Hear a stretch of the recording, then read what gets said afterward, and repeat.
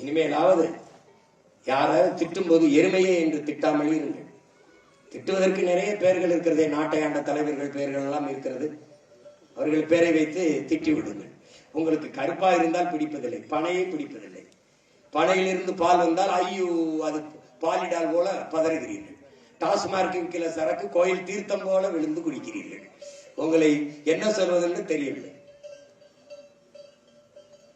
இந்த மாடுகள் நீரை குடித்து விட்டு புல்லை தின்னு விட்டு பாலை கறக்கிறது. பனை நீரை குடித்து விட்டு பாலை கறக்கிறது. இது பசும்பால், அது பணம்பால்.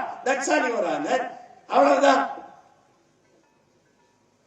கல் மது என்றால் அரசின் டாஸ்மார்க் கடையிலே விற்கிற சாராயத்திற்கு பெயர் என்ன? அதான் கேள்வி.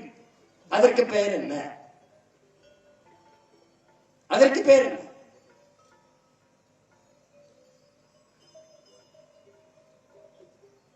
இவர்கள் நம்மளோடு தர்க்கத்திலே வாதிட்டு வெல்ல வரமாட்டார்கள், மோத வரமாட்டார்கள்.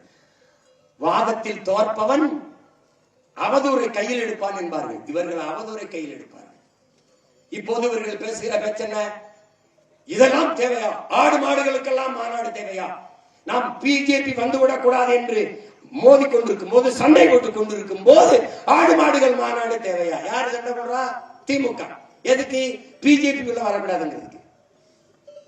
இந்த இடி ரைடு வரும்போது ஓடி போனது யாரு? நம்மளா பிஜேபி? இடி ரைடு வந்த போது எதிர்த்து போராடி நிறுத்தினீர்களா?